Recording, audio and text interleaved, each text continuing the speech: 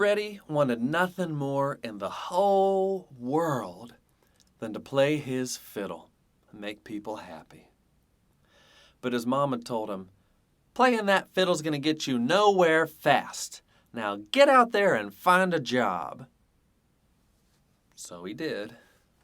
He knew there was a man that lived near there that had all kinds of property, and he hired all kinds of people to work on that land.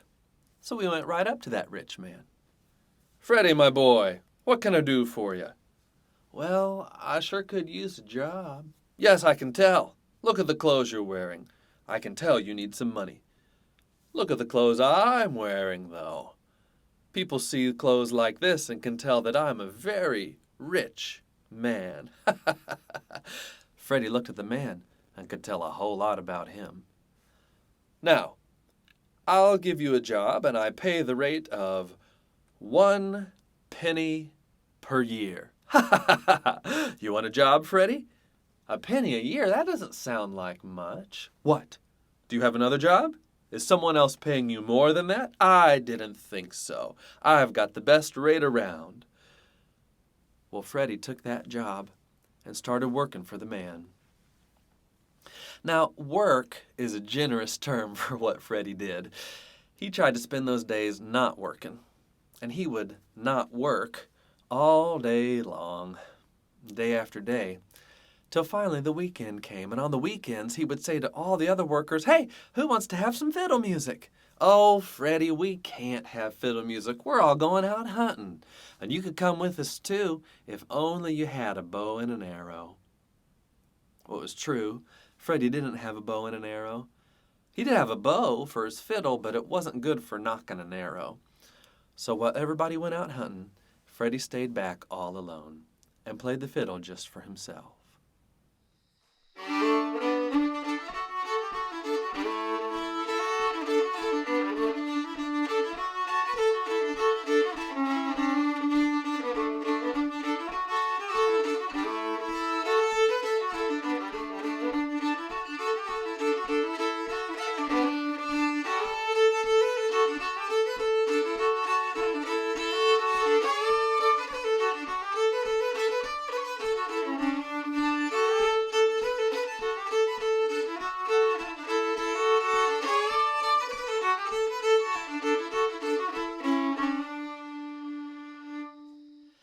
And that's how Freddie spent his weeks and weekends for the first year.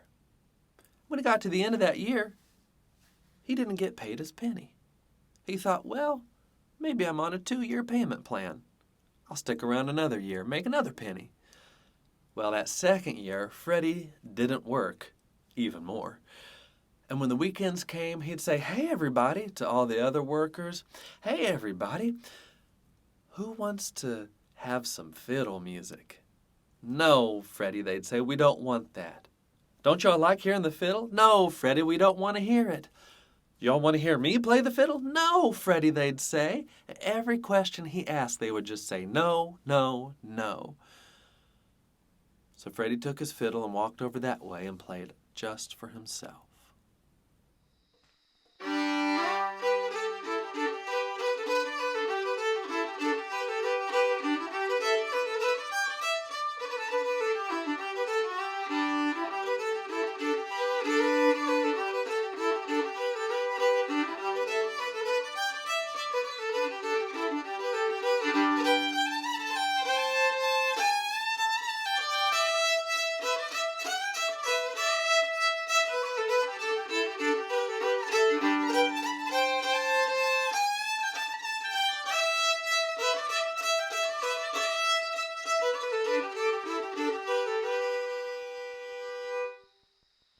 And that was how it was just about every week for the whole second year. And at the end of the second year, Freddie didn't have his first year's penny, and he didn't get his second year's penny. "Oh, I know, I must be on the 3-year payment plan. I'll stick around another year." That third year, Freddie didn't work the most. But when the weekends came, he'd say, "Hey, everybody, who wants to have a dance? I'll play the fiddle." No, Freddie, we're not going to do that. Don't y'all like dancing? Well, of course we like dancing. We're just not going to do it. We've been working all week long. We need to rest. So Freddie'd take his fiddle and go way over there and play just for himself. And the only dancing that was done were the toes on the ends of his feet.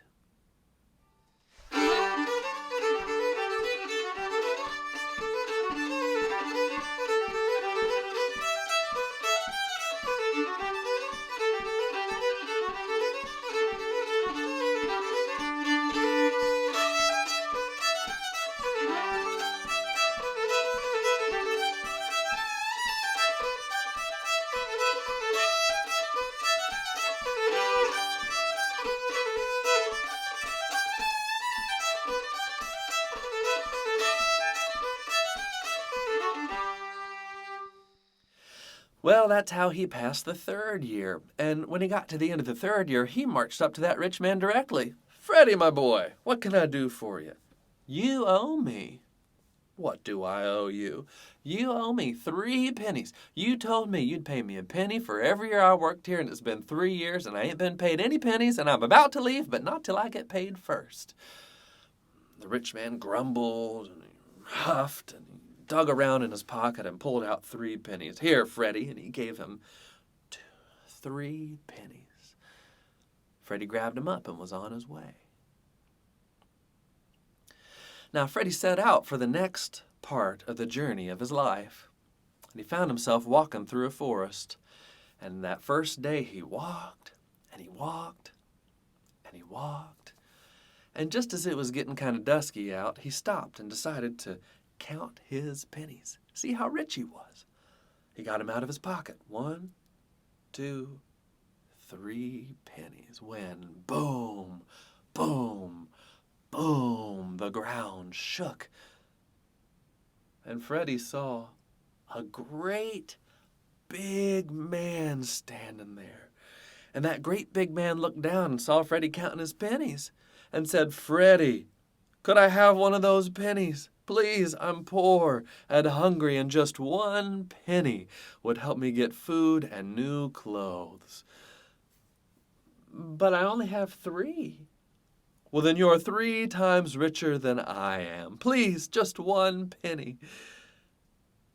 Well, he gave that 1 penny to the great big man, who boom, boom, boomed away.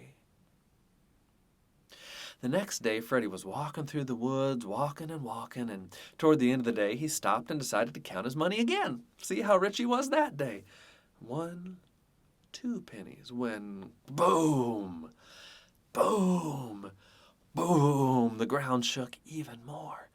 And there was a great, bigger man who saw Freddie counting those pennies. Freddie, he said, please, could I have 1 of those pennies? I'm poor and I'm hungry and could use that penny for food and new clothes. But I only have 2. Then you're 2 times richer than I am. Realizing that was the truth, he took 1 of those pennies and gave it to the great bigger man, who boom, boom, boomed away. And as you can imagine, the next night, Freddie stopped to count his penny, when kaboom, kaboom, and there stood the great biggest man. Freddie, could I have 1 penny for food and new clothes? But I only have this 1. Then you're richer than I am. Okay. He gave that penny to the great biggest man, who didn't kaboom away. The great biggest man looked down and said, Freddie, you gave me all that you had, so in return, I'll give you 3 wishes. Anything you wish for in the whole world will be yours. What would you have? And Freddie knew right away what he wanted.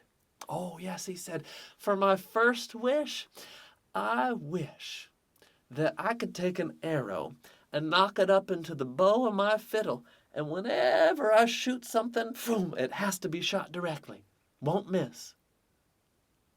Well, the great biggest man thought that that was a foolish wish when he could have wished for anything in the world, but that's what Freddie wanted.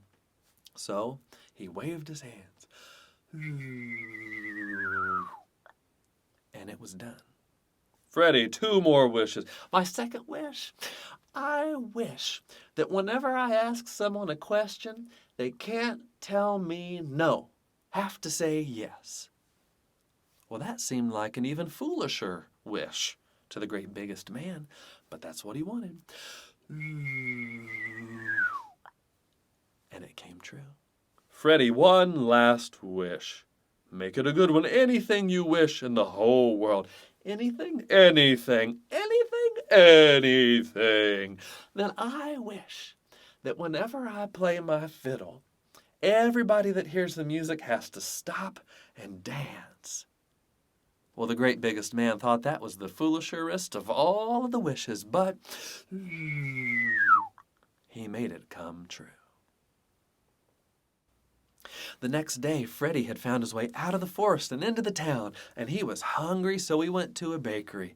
He stepped in, and it was filled with all kinds of goodies in the display, and the baker stepped up and said, "They look good, don't they?" "Uh-huh. I bet you want one." "Uh-huh. What can I package up for you?" Freddie said, "Well, I don't have any money, but I was hoping you'd give me one of everything." "No money? Mm-mm. You want one of everything?" "Yes. Will you give me one of everything?" And the baker said, "Of course." And he packaged up one of everything for Freddie, who took that box and sat right down on the floor. And he started eating a chocolate eclair and a cream horn, an apple pie. And he thought he was going to burst. It was oh so good. Well, he left the bakery. He was walking down the street, and he could feel the wind blowing through the threadbare clothes that he was wearing. So he decided to go into the tailor's. And there were fine, fancy clothes hanging everywhere. And the tailor stepped up. "Can I help you?" Freddie said, "These are the nicest clothes I've ever seen." "Yes, they're the best in the land. Do you want something?" "Well," said Freddie, "I don't have any money, but I was wondering, would you give me the nicest clothes you have here?" "No money?" "No." "You want clothes?" "The nicest you have. Will you give them to me?" "Of course," said the tailor. "Step this way." And he measured Freddie and started cutting cloth and sewing it. And by the time that Freddie left, he had the nicest clothes, nicer than even the richest man in town. Speaking of, guess who Freddie ran into? That rich man that he worked for earlier in this story. "Freddie, my boy, look at your clothes. Why, those are the finest clothes I've ever seen. When I see you wearing those clothes, it makes me think that you've done very well for yourself. I bet you have riches and land and fine clothes and a fine house." And Freddie said, "Sure looks that way, doesn't it?" "Freddie, how did you do it? Could you give me some of those?" "Well," said Freddie, "I'll make you a little deal. Do you see the apple sitting on the fence post way over there?" "Yes." Freddie said, "I bet you I can knock it off the fence post without stepping one step closer to it." "You cannot." "Yes, I can." "You cannot." "Yes, I can." "And if I can do it, you have to give me all of your land and clothes and all of your riches and even your house." "And if you can't do it, will you give me all of your land and riches and clothing and your house?" And Freddie said, "Sure." Well, Freddie picked up his fiddle bow, knocked an arrow into it,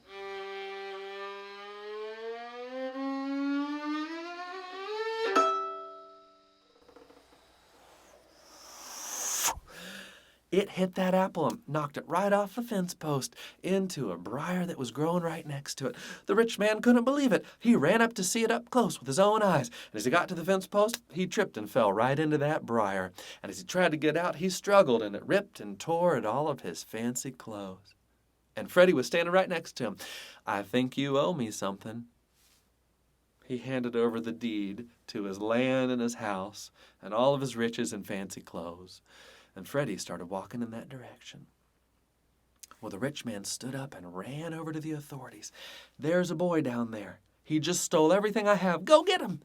The authorities jumped up on their horses and took off riding down the street. "Stop," they said, "stop." Well, Freddie didn't stop. The horses did. Whoa! When they came up to Freddie, they said, "Did you just steal that man's everything?" And Freddie knew what was going on, and so he just lifted up his fiddle and started playing. And when they heard that fiddle music, they couldn't help but start dancing. And they danced, and they danced, and they danced, and the people in town saw them dancing, so they all ran up. As the crowd got close, they heard that fiddle music, and they started dancing too. And let me tell you what, the birds in the trees were dancing, and the dogs were doing the old tail wag, and the horses were cantering around doing a little square dance of their own.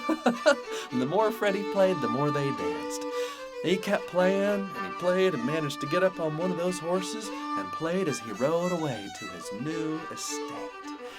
And as he did, he thought about what his mama had told him. Playing that fiddle's gonna get you nowhere fast. So that's what he called his new house, Nowhere Fast. And when anybody ever came out to visit Freddie at Nowhere Fast, he'd say, "Y'all want to hear some fiddle music?" And they had to say yes. He'd pick up the fiddle and bow and start playing, and everybody, they'd start dancing and dancing and dancing as Freddie played and played and played. And that was what he wanted more than anything in the whole world.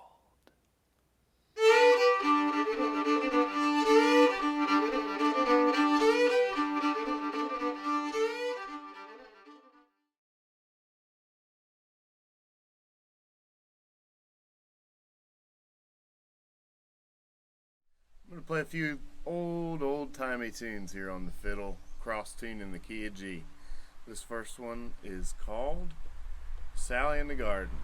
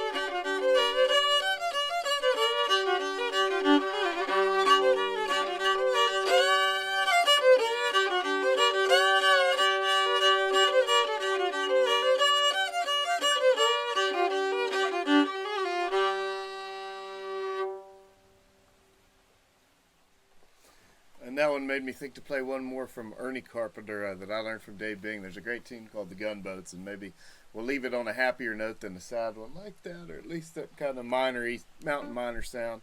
So here's one called The Gunboats. Been a long time since I played this one.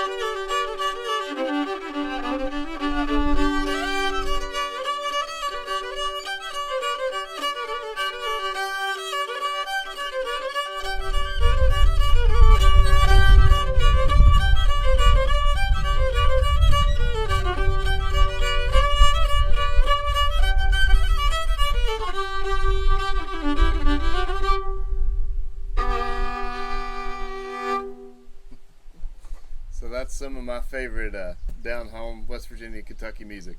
Hope y'all enjoyed it.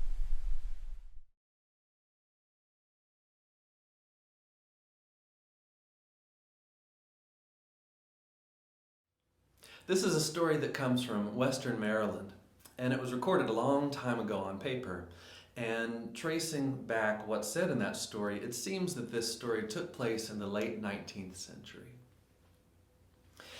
And back in those days, in that part of Western Maryland and West Virginia that kind of crouches up against it, it'd be easy to find a pretty regular square dance in all the little towns that dotted the landscape there. And there was a young woman by the name of Lizzie Lloyd, and she was the belle of all those square dances. She got invited to every single one of them, and she was the kind of dancer that never knew that there were chairs at a square dance, because she never sat down. Lizzie Lloyd was a beautiful young woman, charming. She had hair that smelled like apple blossoms, without even using any of that fancy milled soap. She had eyes that somehow caught the light and twinkled, no matter when she was turning or spinning during the dance. And a dance was coming up. It was time for the next dance. And this young man by the name of Artie jumped right up and asked her to dance with him, and she knew that he was not a good dancer. But she didn't want to hurt his feelings, so she said, "Oh, all right, Artie, I'll dance with you this one dance." And before she could change her mind, well, the square dance caller jumped up on a bale of straw, said, "All right, everybody get you a partner, square up your sets, and take it away, band."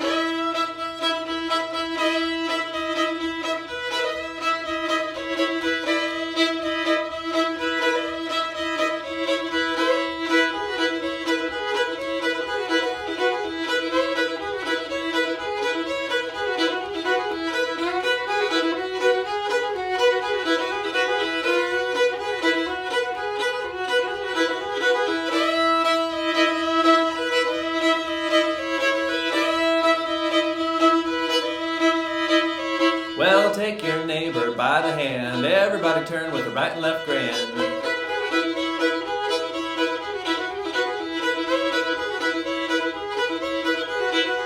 And find your lady all alone, turn her by the hand and promenade home.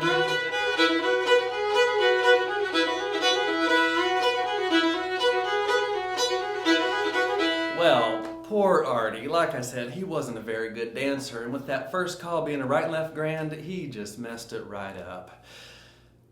Which meant that Lizzie ended up in the arms of someone else. She ended up in the arms of Hank Morgan. Oh, Hank Morgan.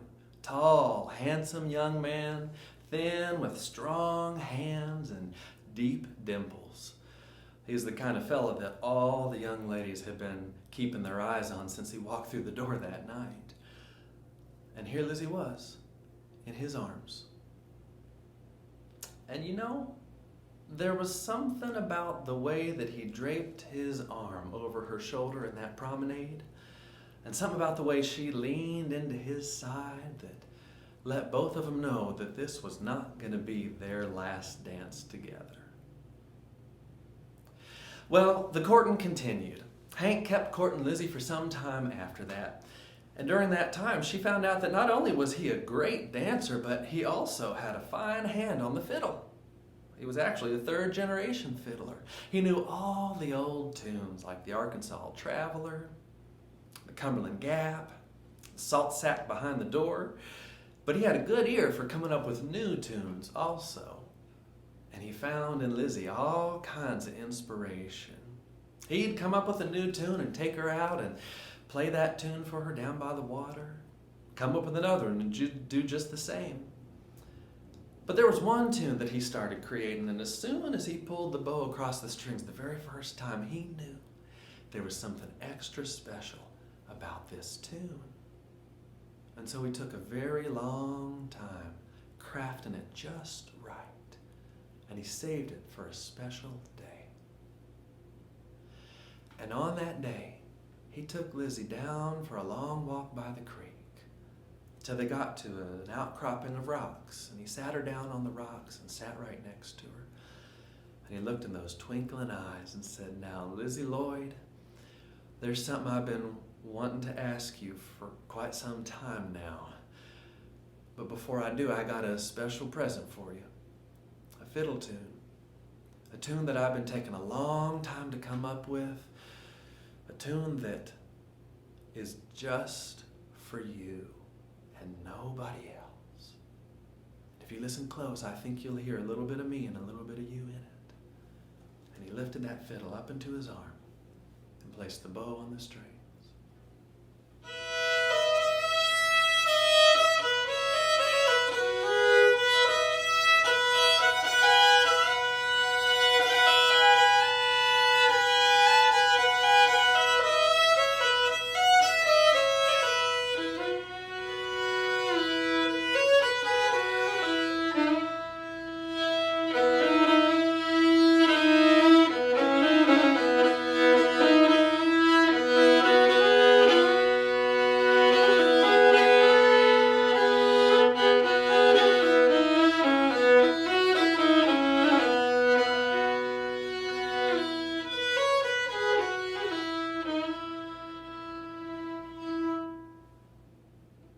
As he played, it seemed to Lizzie as if all the sadness in the whole world came out of that fiddle. And at the same time, all the hope in the whole world. And she thought, boy, if there is a man that understands hope and sadness like that, well, I could spend the rest of my life getting to know that man. She looked through a gloss of tears covering her eyes and she said, Hank Morgan, that has got to be the most beautiful music my ears have ever heard. And to think, it's just for me. Just for me. Well, I take a vow that since that tune is just for me, it can only ever be played for me from here forward. And I curse any fiddle that tries to play that tune for another woman. Now, what was it you were wanting to ask me? It was not long after that Hank and Lizzie were married. And folks said that in marriage they were just as in love as during their courting time. Some folks said even more in love. And you know what often happens next for two people that are that in love? Children. In the blink of an eye they had children. In a blink of another eye their children were having children. Blink again, and Lizzie was sick. She wasn't that old, just about 60, but the sickness came on fast, and they could tell that she wasn't long for this world. And so 3 generations of the family gathered together by her bedside. Right next to her was Hank, holding on to her hand.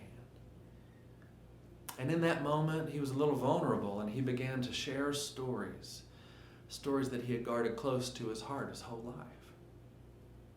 He told his children and grandchildren the story about how Mommy and Daddy, about how Granddaddy and Grandmommy had met each other to square dance, and how he courted her, and how he'd come up with that one special tune that was just for her. And in the telling, he reached over and picked up his fiddle off the peg from the wall and got prepared to play. And just before he did, Lizzie's eyes lit up one last time. She looked across the bed and she said, "Now, Hank, only play it once through, and don't never play it again."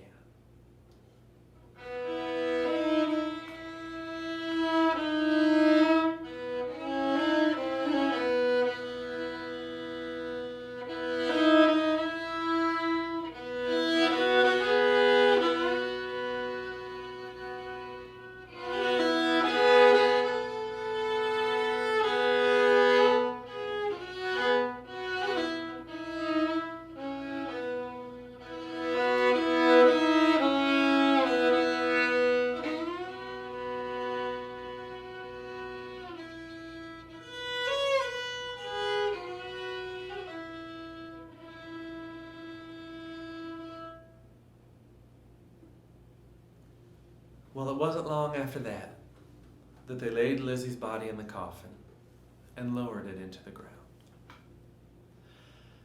And they said that Hank's heart broke so hard and fast that it wasn't long after that he joined her down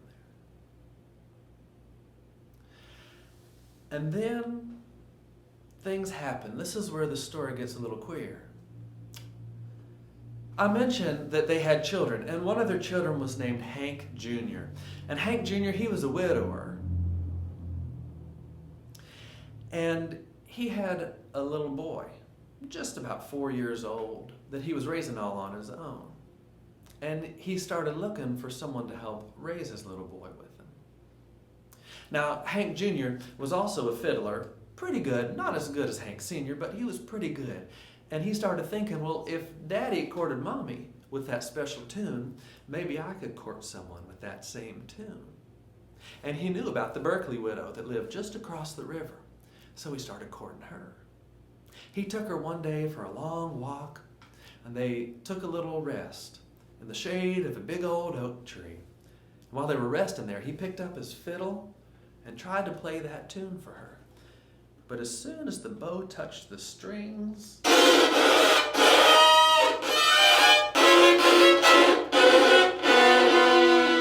was awful. sounded like a sawmill. And Hank Jr., oh, he got mad. He got madder than a hornet's nest kicked at both ends. Something must be wrong with his fiddle, he thought. So later that week, he showed it to one of his buddies, and that buddy played around with it, tuned it up, and got it back in working order. So Hank Jr. tried again the next week. He took the Berkeley Widow for another long walk down by the water. And when the time was right, he lifted his fiddle up and tried to play that tune again. But the strings just broke right off. His face grew red and shone like the bloodiest of blood moons. Well, I probably don't have to tell you that there wasn't any more courting after that. But it wasn't even a year after that the family had gotten together for a reunion. And Hank Jr. had a son named Hank III, who they called Trip. And at this time, he was maybe about 5 years old.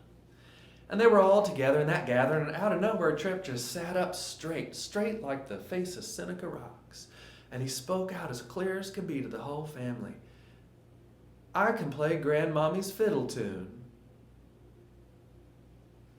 Now, it was expected that one day he would carry on the family tradition of fiddling, but to that point, he'd never even held a bow in his hands. So they just laughed it off. But that night, after everybody had turned in, music started wafting through the open windows. Music that was all at once sad and hopeful. And as Hank Jr. heard that music in his bed, he thought, well, I forgot, but today is the anniversary of Mommy's death. I wonder if that's Daddy's ghost come back to play the tune for her. So he got up, and the whole family got up, and they followed that music outside, followed it across their property, till they came to that little graveyard at the edge. And imagine the surprise to see that it wasn't Daddy's ghost. No, it was Trip. Little Trip was standing there with a fiddle in his arm, bow in his hand, playing that cursed fiddle tune as he stood right next to his grandmommy's grave.